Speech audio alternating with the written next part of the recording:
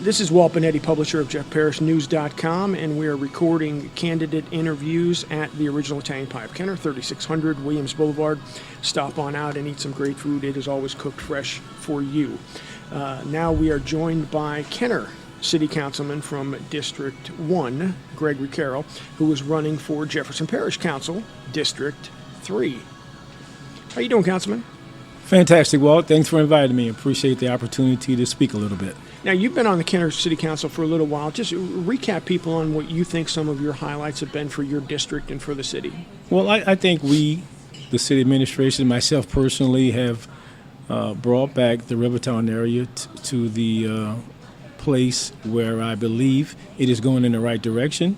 It was originally pretty much shut down before this administration, so we have done that. We have added and implemented advancement in the Kenner EOC.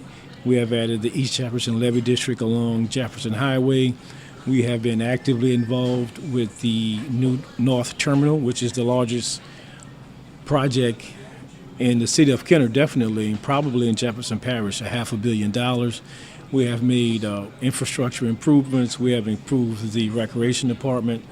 We have received grant money to improve drainage and sewerage throughout the city of Kenner. We have upgraded the fleet management on both sides of the river. We have improved the overall relationship, I believe, with the code department and the city of Kenner to improve and to attack the blighted issues that I believe the whole city, not only District 1, was experiencing.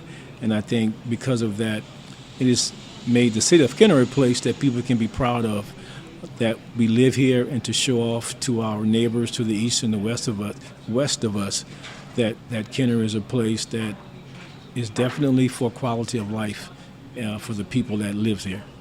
And what would you say during your time on the council, the single most important thing that you've done that you could say, I'm very proud of that? I think that the city of Kenner, District 1, is the oldest part of the city.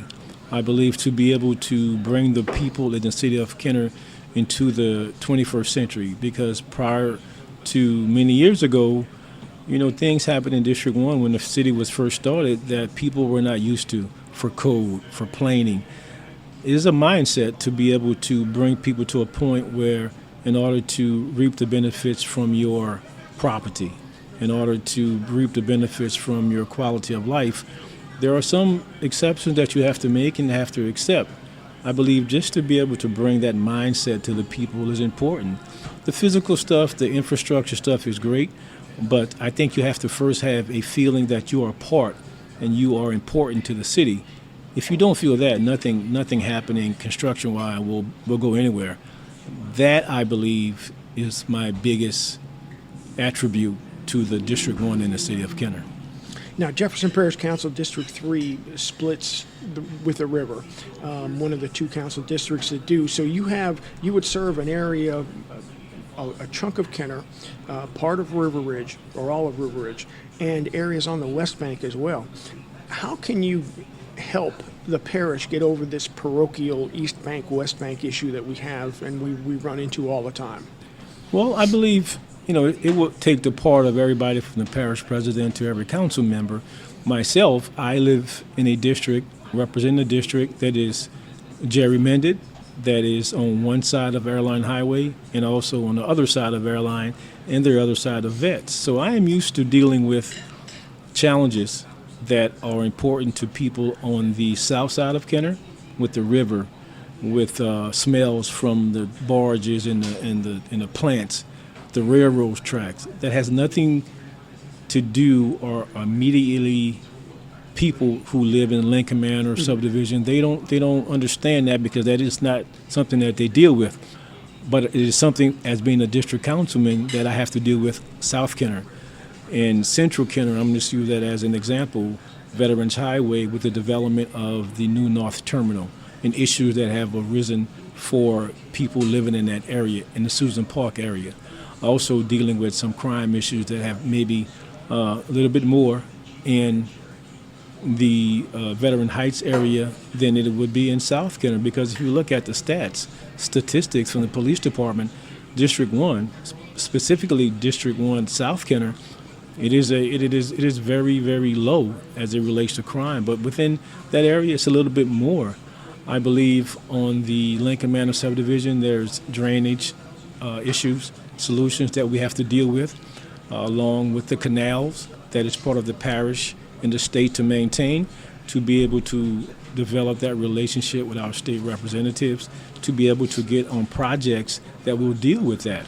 So during my tenure, I have one district, but it is broken up in thirds: South Kenner, Central Kenner, and to the north, as far as Loyola, parts of District 5. So you have all three populations with different priorities, which is needed for District 3, which includes the East Bank and the West Bank. But at the end of the day, three things are the same: quality of life for our children and for character, integrity, and trustworthiness. Bows for everybody, no matter where you live at. And as a Kenner City Councilman, you've worked with state reps and state senators, and not just the Kenner delegation or the Jefferson Parish delegation, but I'm sure across the state, to try to help Kenner and bring back needed money for infrastructure projects and the like in Kenner. Yes, I have. Everything up from the federal government, from Councilman Cedric Richmond, all the way down to our local state representatives on both sides, with Senator Smith, Senator Martini, Representative Wilmot at the time, and now Joe Stagney. Even with the council people from the city of New Orleans, we all are part of the same area, and there is support that both can offer when we solve or try to solve problems, to be able to have that relationship. I think I have that relationship with a number of elected officials on a first-name basis, to be able to talk about things that they will be able to understand specifically, as I will address as it relates to the challenges of District 3 for Jefferson Parish. Now, I know you know the Kenner portion of District 3 well, but what do you think the biggest challenges are facing the West Bank portion of District 3? I think the biggest thing is, one, the infrastructure. The blighted communities that have not seen advancements in the past 15, 20 years, it is kind of stagnant. I believe particularly the transit situation on the West Bank, Wagaman more specifically, there is no public transportation there. It's scattered on other parts of the West Bank, but the public transportation does not exist in the city of Wagaman. The third will be, like I said before, and I'm saying it last, but it's first. It's the trust, integrity, and trustworthiness of the person that represents. We have, over the past 5-10 years, always been in the news for one way or another, right, something being perceived as unethical, and perception is reality. If you are constantly on the news dealing with things like this, the people in the community lose faith.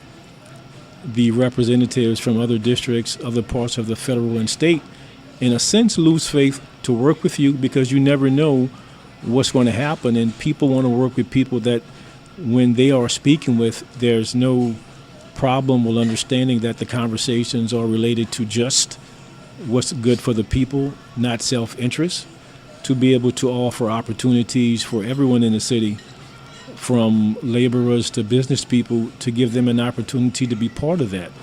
The city of Kenner, where I'm used to work, where I work and live, has the mayor system.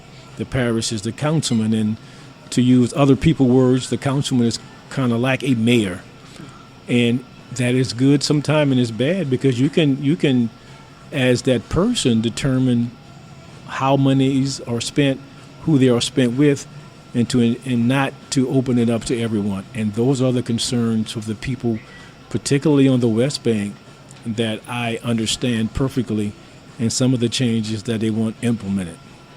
Well, I know you're probably not going to address this, but your opponents, one of them is a criminal who's talking about getting a second chance, and I appreciate that. I think everybody deserves a second chance. I don't know that they need a second chance at public office. Another one has been dogged by ethics issues during his previous time on the Jefferson Parish Council. Another one was a subject of millions of dollars and hundreds of thousands of dollars in lawsuits for sexual malfeasance at the Jefferson Parish School Board. So I understand that trustworthiness, integrity, that is vital in a council person. And I, just for the record, I've known you for 10 years now, probably 10, 11 years. Well, we haven't always agreed on everything. You've at least been accessible to me, even though I didn't live in your district, but I was a citizen of Kenner. You pick up the phone, you talk to people, you find out what their issues are, you meet with them, and then you work to try to solve them as best you can. And I know you will do that at the parish level. Yes, and like you say, Walt, it's not about always agreeing with a person because, I love my wife. Her and I don't always agree on everything. But at least we try to listen to one another, and I think that's important. Since I've been the councilman in District 1, I have worked with 4 different mayors, Munez, Yenny, Segura for a short time, and now Zahn. So that in itself, these are 4 different individuals who think differently, who have ideas and plans that are different. But I believe the character, the integrity, the trustworthiness doesn't change no matter who's the mayor of the city of Kenner. Mm-hmm. That always relies on the person representing the people, and that's what they expect. I believe those are issues. You're right. I won't address that, but I will say there have been questions about a number of things for a number of the people in the race. So we can't ignore that. If you are comfortable as a citizen and a voter in District 3 with everything that has happened over the last 20, 25 years, then I guess you have someone here to vote for. But if you are not comfortable with some of the things that have happened, then it is your responsibility to choose something different, not only for you, but for your children. Now, one of the issues that I have with the current Jefferson Parish Councilman, who is term limited, is the fact that I don't feel he has been proactive enough when it comes to the landfill issue.